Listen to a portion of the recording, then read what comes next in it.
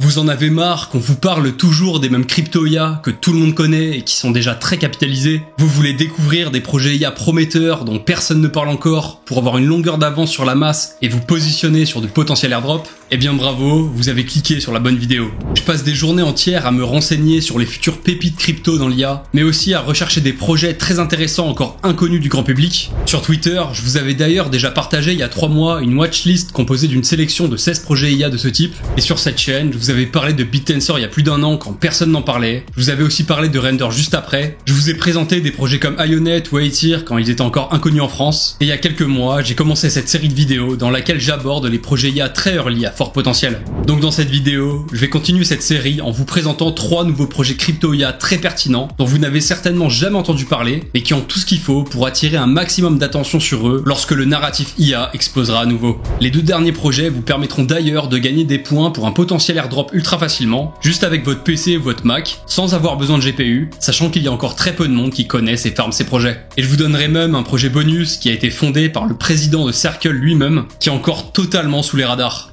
Le premier projet de la vidéo, appelé Alora, se décrit comme un réseau décentralisé pour l'IA qui s'auto-améliore. Alora, c'est un réseau qui veut utiliser la blockchain pour coordonner des modèles d'IA et ainsi créer une sorte de super intelligence. En fait, actuellement, le problème c'est qu'il y a de nombreux modèles de machine learning différents et que ces modèles sont cloisonnés, ils ne peuvent pas communiquer entre eux, ils ne sont pas interopérables. On ne peut donc pas les fusionner pour créer une sorte de super modèle qui aurait les avantages de chacun. Et c'est un peu ce challenge qu'Alora souhaite relever. Alora veut donc créer un réseau de modèles de machine learning composable et interopérable avec des mécanismes qui permettraient à ces modèles d'apprendre les uns des autres et de s'améliorer au fil du temps. Le résultat de ce réseau serait donc une sorte de super inférence qui serait une agrégation des inférences de tous les modèles d'IA du réseau et qui permettrait donc dans l'idée d'obtenir de meilleurs résultats que si on avait utilisé un seul modèle d'IA. Aujourd'hui par exemple, quand vous voulez obtenir une information, vous allez soumettre un prompt sur ChatGPT, ce qui va soumettre une inférence au modèle d'IA GPT-4. Mais grâce à Alora, au lieu d'utiliser seulement un seul modèle, dans notre exemple GPT-4, on pourrait soumettre un prompt qui viendrait utiliser le modèle d'OpenAI et en même temps les modèles de Google et Meta par exemple. Grâce à ça dans l'idée, le résultat de notre prompt pourrait être de meilleure qualité que si on avait seulement utilisé ChatGPT tout seul. Bien sûr, ce que je viens de décrire, c'est une version très simplifiée du fonctionnement du projet Alora, et c'est non représentatif des cas d'utilisation auxquels il s'attaque. Mais pour mieux comprendre comment Alora s'intègre dans l'écosystème crypto IA, on peut décomposer la stack crypto en 4 parties. On a la couche pour la donnée, qui sert à alimenter les modèles d'IA, la couche pour la puissance de calcul, qui sert à faire tourner ces modèles, la couche d'intelligence dans lesquelles on va retrouver ces modèles, et la couche d'exécution qui sert à faire fonctionner ces modèles sur la blockchain.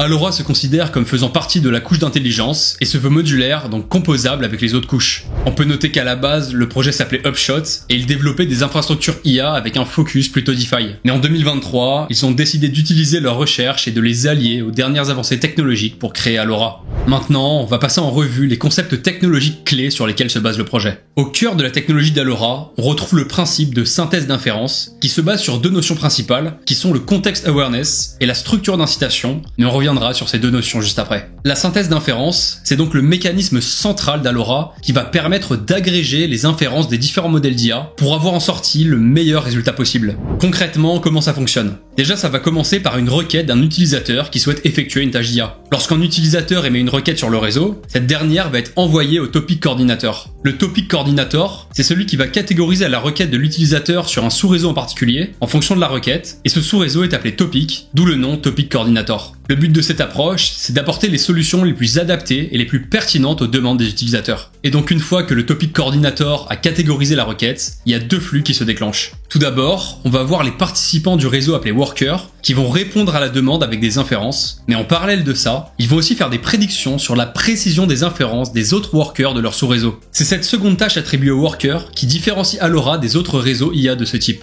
Je vais pas rentrer dans les détails du système de prédiction car c'est assez technique et je suis pas ingénieur en IA, mais voilà, pour vulgariser, dites-vous qu'en plus de générer leur propre inférence, les workers vont aussi essayer de prédire l'exactitude des inférences des autres workers. Grâce à ces prédictions, le réseau va pouvoir ajuster les poids attribués aux inférences des différents modèles en fonction de leur précision prévue, ce qui permet de créer une sortie globale plus précise et plus performante. C'est cette approche qui permet au réseau de combiner les contributions des différents modèles d'une manière qui surpasse les performances de chaque modèle individuel, en créant une sorte de super inférence. Suite à ça, on a un autre type d'acteur sur le réseau qui intervient, appelé Reputers, qui est chargé d'évaluer la performance des différents modèles au fil du temps. Donc ils vont aider à maintenir l'intégrité et la fiabilité du réseau en fournissant des évaluations objectives basées sur des données réelles. C'est donc la collaboration entre les workers qui font les prédictions des inférences et les reputers qui font les scoring des inférences qui représente l'aspect fondamental du réseau qui le rend context aware. Car grâce à ça, le réseau va avoir la capacité de comprendre et de s'adapter aux différentes conditions dans lesquelles les modèles d'IA fonctionnent, et ainsi avoir la capacité de s'auto-améliorer et d'avoir de meilleures performances qu'un modèle isolé.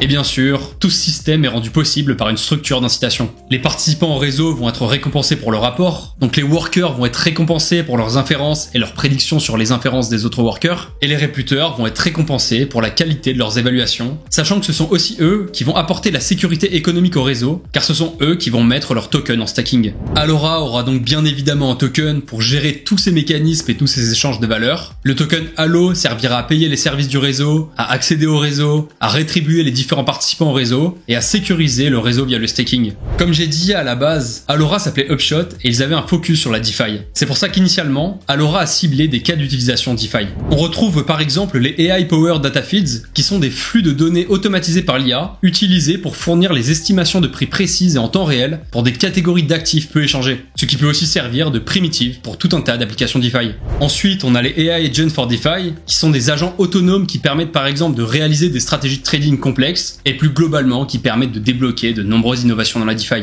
Et puis on a le risk modeling, qui permet par exemple d'atténuer les risques liés au liquid staking et au risk staking. Mais Alora ne se limite vraiment plus à la DeFi. Ils ont sorti il y a peu de temps un article de blog dans lequel ils listent 31 cas d'utilisation différents, dont une bonne partie dans la DeFi, mais aussi dans le gaming, dans les énergies renouvelables et dans le social. Alora fait également un gros travail au niveau des collaborations. On va pas toutes les passer en revue, et on a du zkSync, du Space and Time, du Massa, du Pand, du PancakeSwap, du ZeroXScope. Globalement, ce sont toutes des collaborations utiles, c'est pas juste du bullshit marketing. On peut d'ailleurs peut-être juste s'arrêter sur un des derniers partenariats avec le projet Ritual, dont j'ai parlé dans la première vidéo de cette série. Je trouve ça très intéressant, car Ritual a aussi cette vision de stack modulaire pour l'IA, et tandis qu'Alora se charge de la couche d'intelligence, il pourrait s'allier avec Ritual qui se chargerait de la couche d'exécution. Alora, c'est un projet qui a été fondé par deux anciens ingénieurs ayant travaillé sur la partie blockchain et innovation d'une grosse compagnie d'assurance américaine. D'après LinkedIn, ils sont environ une trentaine dans l'équipe, ce qui est pas mal au vu du stade de développement du projet, et ce qui est sympa aussi, c'est qu'honnêtement, il y a pas mal de profils qui ont l'air très quali. On retrouve 3 anciens haut placés de chez Chainlink, ayant travaillé plus de 3 ans ou plus de 5 ans chez eux. On a aussi par exemple des anciens ingénieurs de chez Meta, de chez IBM, de chez JP Morgan, et c'est une liste non exhaustive. C'est sûrement en partie grâce à ça que le projet a réussi à faire 3 levées à plusieurs millions, totalisant près de 35 millions de dollars, auprès de VC très connus comme Polychain ou Delphi. Sinon, comme on a vu, le projet aura bel et bien un token, et il y a peut-être quelques moyens de s'exposer à un potentiel airdrop en tant que particulier. Ils avaient lancé une campagne Zilli, mais elle est déjà terminée, peut-être qu'il y en aura une autre. Après ce genre de truc, j'ai pas l'impression que ça rende souvent éligible à quelque chose. Il y a aussi une campagne Galaxy encore active, mais elle est un peu simpliste, après ça prend 2 minutes à faire, donc pourquoi pas. Par contre, si vous êtes développeur ou vous voulez mettre un peu les mains dans le cambouis, Alora a lancé très récemment la phase 2 de son programme de points. Donc si vous n'êtes pas dev, vous pouvez déjà essayer de faire tourner un worker node car c'est incentivized de le faire. Et si vous êtes un crack, vous pouvez essayer de déployer des modèles de machine learning ou de construire des applications. Si vous voulez tenter de le faire, je vous conseille de taper genre Alora Worker Node Tuto sur YouTube ou Google et vous devriez trouver votre bonheur. Pour ça d'ailleurs, faudra vous rendre sur leur app et connecter un wallet type Kepler, car Alora est une blockchain Cosmos construite avec le Cosmos SDK. Alora est actuellement encore en phase de testnet, c'est pour ça qu'il est encore temps de se positionner pour l'airdrop, mais il devrait annoncer le mainnet et donc la sortie du token dans les prochaines semaines. Je trouve qu'Alora est donc un projet plutôt sympa. Il y a une belle team, ils ont fait une belle levée de fonds, ils ont de beaux partenaires. Je suis pas spécialiste en IA, mais je trouve intéressant leur approche de vouloir utiliser la blockchain pour coordonner des modèles d'IA et arriver à créer des genres de méga inférences qui combinent l'intelligence de plein de modèles différents. Après, faut pas s'enflammer trop vite, car le projet est encore très jeune et il y a encore plein de challenges à relever pour qu'on puisse déterminer s'il a un avenir sur le long terme. Faudra voir si le réseau tient la route en mainnet et si leur proposition de valeur est réaliste et utilisable. Faudra voir si les mécanismes d'incitation attirent réellement des développeurs et si la tokenomics tient vraiment la route, car tout ce dont je viens de parler est assez théorique, même s'ils ont déjà développé quelques cas d'utilisation qui ont l'air de fonctionner. Et puis ils ont aussi des concurrents. Le plus connu dont ils se sont eux-mêmes inspirés, c'est BitTensor. BitTensor, c'est aussi un genre de réseau qui va coordonner des modèles d'IA, mais Alora va essayer de se démarquer en mettant l'accent sur le côté intelligence collective et sur l'alignement des incitations. Le deuxième projet de cette vidéo, c'est Cusco, qui se définit comme le plus gros cluster de GPU décentralisé pour l'inférence de modèles d'IA. Je vais pas vous refaire tout le pitch comme quoi la demande en GPU est en train d'exploser, mais je vous rappelle quand même qu'avec l'essor de l'IA, le marché du GPU est en train de grandir à grande vitesse. C'est d'ailleurs pour ça qu'on a vu Nvidia s'introduire dans le top 3 des entreprises les plus capitalisées au monde. Il y a besoin de beaucoup de GPU pour entraîner les modèles d'IA et pour faire les inférences de ces modèles, donc pour les utiliser. L'entraînement de GPT-4 a par exemple coûté à OpenAI plus de 100 millions de dollars, et d'après certaines estimations, l'entraînement de GPT-5 pourrait coûter plus de 2 millions de dollars. Donc les entreprises qui font de l'IA doivent dépenser des fortunes dans des GPU à plusieurs dizaines de milliers de dollars l'unité et investir dans des immenses data centers privés. Mais il existe une autre façon d'atteindre une puissance de calcul intéressante. On pourrait aussi utiliser un DePIN, donc un réseau décentralisé dans lequel on viendrait agréger tous les GPU inutilisés provenant de fermes de minage, de data centers ou de particuliers. C'est précisément ce que font des projets comme Akash, Render, Ionet ou Aitir, dont j'ai déjà parlé dans plusieurs vidéos, et à cette liste, on peut ajouter Cusco. Cusco, sa différence avec les projets que je viens de citer, c'est qu'il se concentre uniquement sur l'inférence des meilleurs modèles open source de LLM, comme Llama 3 ou Mistral, mais aussi sur le fait de mettre à disposition des développeurs une API aussi facile à utiliser que celle d'OpenAI, donc de leur permettre de très simplement intégrer la puissance de calcul du réseau Cusco sur n'importe quelle application qui a besoin de faire des inférences. La plupart du temps, notre PC n'utilise pas pleinement sa puissance de calcul, et pareil pour les gamers qui ont des cartes graphiques. Donc ce que Cusco permet de faire à nous particuliers, c'est de fournir très simplement de la puissance de calcul de notre ordinateur ou de nos cartes graphiques via une interface logicielle et en étant rémunéré pour ça. Grâce à tout ça, Cusco va pouvoir créer un méga cluster de GPU pour faire de l'inférence de manière scalable et surtout pour beaucoup moins cher que si on devait acheter soi-même tout un parc de GPU ou louer à des services de cloud centralisés traditionnels. On peut aussi noter que Cusco est construit sur Solana pour justement bénéficier de la scalabilité et des frais très bas de cette infrastructure blockchain. On vient de voir à l'instant que pour fournir notre puissance de calcul, Cusco mettait à disposition une interface logicielle. Et c'est précisément ça qui représente selon moi un des plus gros points forts du projet. Car si vous avez un PC ou un Mac, vous avez littéralement juste à installer leur logiciel, à créer un nouveau worker, à y connecter votre ordinateur, et ça y est, vous avez lancé votre worker, et vous pouvez commencer à toucher des récompenses, tout ça sans KYC. Leur interface est je trouve plutôt intuitive, on peut voir le suivi des inférences et des générations de tokens associés, on a un dashboard avec différentes infos, dont le nombre de tokens générés en tout, etc.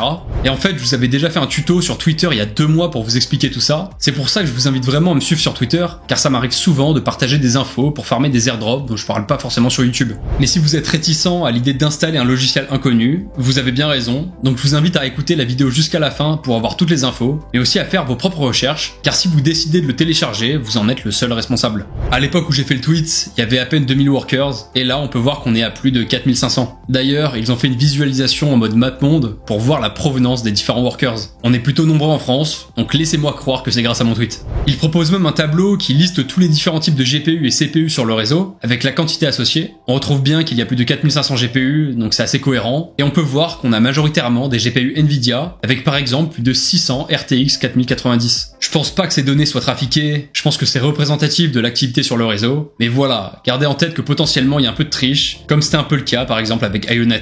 Le projet vient à peine de lancer son API, donc il est pas encore utilisé par beaucoup d'applications, mais on peut quand même mentionner le projet Catena Labs, qui a lancé l'application Decent AI, qui permet d'accéder à plein de modèles d'IA différents, et qui propose d'utiliser Cusco comme alternative aux autres fournisseurs de puissance de calcul traditionnels. Faut savoir que Catena Labs a été créé par le fondateur de Circle lui-même, qui est, je le rappelle, l'entreprise derrière l'USDC, donc c'est assez big, et les autres membres de l'équipe ont l'air très quali aussi. D'ailleurs, si vous téléchargez l'appli, il y a un système de points qui permet peut-être de farmer un airdrop. Par contre, pour l'instant, l'app est disponible que pour les États-Unis, le Canada. Donc voilà, c'était un peu ça l'airdrop bonus. Pour revenir à Cusco, le projet a été fondé par Sam Hogan, qui est apparemment un vétéran de Solana et un des meilleurs développeurs de cet écosystème. Je dis ça car 0xMert, qui est une des figures les plus importantes de Solana et du crypto Twitter, a parlé de Sam Hogan comme étant un entrepreneur de très haut niveau, et il a mis en avant le projet Cusco à ses 130 000 followers à plusieurs reprises. Le projet est aussi suivi par d'autres comptes majeurs, comme le compte officiel de Solana, du fondateur de Solana lui-même. Et il y a Solana Legend, qui est une autre figure importante de Solana, qui est très bullish sur le projet, sur le fondateur. C'est d'ailleurs son fonds d'investissement Frictionless Capital qui est investisseur du projet Cusco. Et on peut noter qu'en advisor de ce VC, on retrouve le fondateur de Babylon, qui est juste un énorme crack. Après, pour l'instant, ils sont pas nombreux chez Cusco, ils sont 3-4 d'après le Twitter et LinkedIn,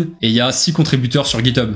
Mais voilà, pour toutes les raisons que j'ai évoquées, je pense que ça peut quand même être pertinent de s'y intéresser, et je pense qu'avoir des interfaces comme leur logiciel pour pouvoir facilement fournir sa puissance de calcul de façon décentralisée et sans KYC, ça peut avoir un bel avenir. Le projet aura un token, le Kazedo, donc on peut spéculer sur le fait qu'en farmant dès maintenant des points Kazedo sur leur testnet, ça nous rend éligible à un airdrop lors du lancement mainnet. Et peut-être que plus on farme de points depuis longtemps, et plus le nombre de points est élevé, plus on aura de tokens. Mais y a rien d'officiel à propos de ça. Je suis pas un grand fan des systèmes à points, car ça favorise les gros portefeuilles, mais là vu qu'il y a encore assez peu de gens qui connaissent le projet et qui farment des points, ça peut potentiellement être rémunérateur, mais du coup rien n'est sûr, et on est peut-être en train de farmer pour des miettes. Après faut bien garder en tête que le projet est très jeune, et donc la liste de risques associés est ultra longue. Il y a encore peu d'informations sur le projet, la doc est assez maigre, l'équipe est encore assez petite, et ils peuvent décider d'arrêter le projet à tout moment. Leur code est peut-être pas non plus hyper safe, car ils ont pas dû encore beaucoup investir dans des audits. En plus là, on parle de télécharger un logiciel, donc le risque est amplifié, et la liste des risques est encore longue. Et je parle même pas du fait que le marché auquel ils s'attaquent peut finir saturé à force dans le Web3, à cause de toute la concurrence qu'il y a. Le troisième et dernier projet de cette vidéo, c'est Hyperspace, qui a pour l'ambition de devenir le réseau peer-to-peer pour l'IA ultime, combinant la puissance de centaines de modèles d'IA. Les problématiques auxquelles s'attaque Hyperspace sont similaires à celles que Cusco veut résoudre, et Hyperspace déplore que les IA actuelles sont majoritairement possédées par de grosses entreprises centralisées, ce qui entraîne de gros problèmes de transparence et de souveraineté. On a par exemple Elon Musk, qui a mis en avant que le fait que les développements d'OpenAI étaient très opaques, que leurs modèles peuvent être biaisés, utilisés de manière malveillante, et ça soulève tout un tas de débats autour de l'éthique. On a aussi l'exemple avec Gemini, l'IA de Google, qui était un peu devenu woke, même si j'aime pas ce terme, ce qui au passage a fait perdre des dizaines de milliards à l'entreprise. Hyperspace veut donc démocratiser une IA qui soit plus locale, transparente, sans aucun biais et accessible à tous très facilement. Il croit aussi beaucoup à l'utilisation d'agents IA autonomes pour mieux répondre aux besoins individuels et au fait de devoir protéger les données personnelles. C'est pour ça qu'ils veulent utiliser la blockchain comme infrastructure pour créer un système de coordination sociale plus transparent et décentralisé. Hyperspace est donc en train de développer des produits qui vont dans ce sens, et il y a quelques semaines, ils ont dévoilé leur premier produit, AIOS. AIOS, c'est un genre de BitTorrent pour l'IA, et aujourd'hui, c'est peut-être le plus gros réseau peer-to-peer pour l'IA. Pour les moins geeks, je rappelle qu'un réseau peer-to-peer, c'est un réseau où on peut partager des ressources directement entre participants du réseau, sans passer par un serveur central. Comme pour Cusco, je vous avais fait un tuto sur Twitter il y a quelques semaines pour vous parler de ça. Pour utiliser AIOS, c'est très simple, il suffit d'aller sur leur site web, de télécharger leur logiciel qui est dispo sur Mac et Windows. Une fois que c'est fait, vous installez un des modèles d'IA qu'ils proposent. Moi j'ai pris Llama 3, c'est le modèle fait par Meta, mais vous pouvez voir qu'ils ont un très large choix de modèles, et hop, c'est déjà fini, votre ordinateur est connecté au réseau. Pour les plus attentifs, vous pouvez voir qu'il y a un système de points qui devrait bientôt être mis en place. Grâce à AIOS, vous avez maintenant à votre disposition un chatbot IA en local sur votre ordinateur, donc pour l'utiliser, vous ne dépendez d'aucun service centralisé, et c'est complètement gratuit. Mais vous pouvez aussi et surtout bénéficier du réseau peer-to-peer pour faire des inférences, en utilisant les centaines de modèles des autres ordinateurs sur le réseau, comme par exemple le modèle de Mistral qui est plutôt balèze. Honnêtement, pour un produit aussi jeune et aussi peu connu, je trouve l'interface hyper épurée et intuitive, et surtout ça marche, et ça marche plutôt bien. C'est une des meilleures alternatives décentralisées à ChatGPT que je connaisse.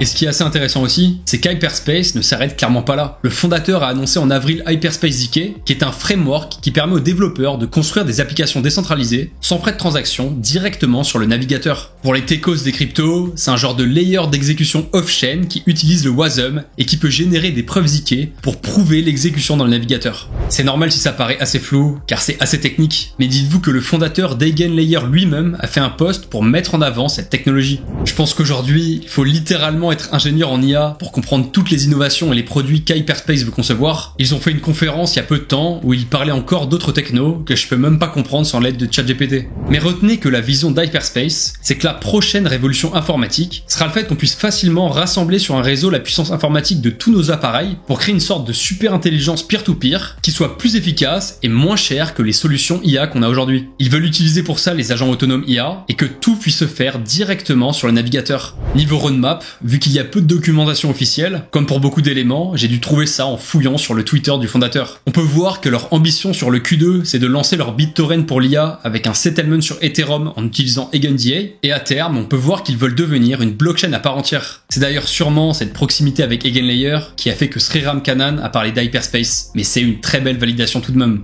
Sinon, à propos du token d'Hyperspace, il y a encore rien d'officiel, mais ils vont lancer un système à points, donc bon, on peut spéculer là-dessus. Comme j'ai fait comprendre pour Cusco, je suis pas fan des systèmes à points de manière générale, mais là pareil, c'est complètement gratuit à farm, plutôt ludique, et y a pas besoin de bloquer des liquidités pour ça. Actuellement, il y a un peu plus de 15 000 nodes sur le réseau, ce qui est pas mal, mais si ce chiffre augmente pas trop, le potentiel airdrop pourrait être intéressant, car pas trop dilué. Niveau équipe, c'est aussi assez flou. On connaît le fondateur, Varun Mathur, qui a été data analyst chez Merrill Lynch, riche. Par contre, j'ai rien trouvé de concret sur l'identité des autres membres, ce qui est un point négatif. Tout ce qu'on sait, c'est du déclaratif de la part du fondateur, comme quoi apparemment ils sont une petite dizaine et qu'ils ont quand même de précédentes expériences pas trop dégueu. Pareil pour les advisors, on connaît pas leur nom, mais ils sont censés être des top profils dans la crypto et dans l'IA. Et toujours pareil pour les VC, rien de très clair, mais ils auraient déjà apparemment levé en early stage auprès de quelques VC. Je trouve donc qu'Hyperspace est un projet avec une approche assez unique, qui ressemble plus au final à un projet Web 2. Mais c'est un des rares projets qui a un produit fonctionnel que je pourrais utiliser premier degré si par exemple le ChatGPT tombait en panne. Et c'est assez rare pour le souligner en crypto, car la plupart des projets IA, y a rien de concret, c'est juste des promesses sur Twitter et des sites web remplis de buzzwords. D'ailleurs, le fondateur du projet mâche pas ses mots quand il s'agit de comparer aux autres solutions Web3, et globalement il a pas tort.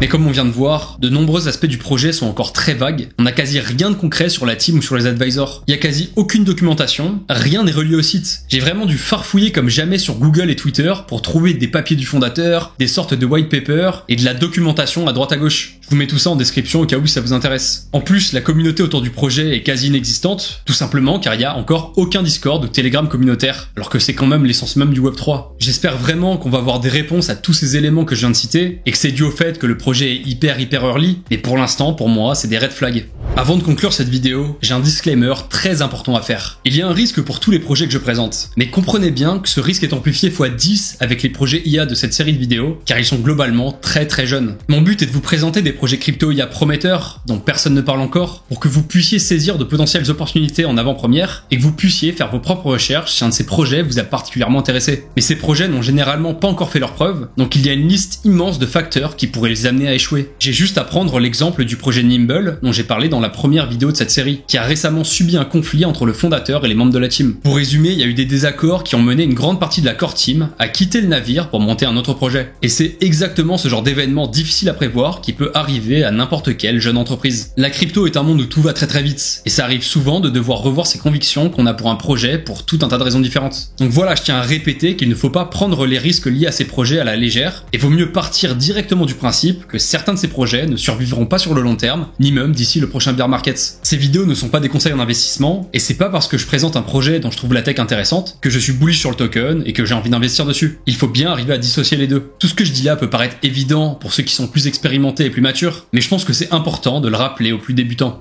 Sinon, j'ai encore plein d'autres projets IA très prometteurs dont j'aimerais parler. Donc si ce genre de vidéo vous plaît, faites-le moi savoir en commentaire en me disant un truc genre partie 3, et n'hésitez pas à me partager vos pépites IA qui sont encore trop peu connues pour vous. Si cette vidéo vous a plu, je vous invite vraiment à vous abonner à la chaîne, à liker la vidéo, ça ferait extrêmement plaisir, et ça me permettrait de pas avoir à postuler à McDo vu l'état du marché actuel. Merci à ceux qui ont regardé la vidéo jusqu'ici, à la prochaine.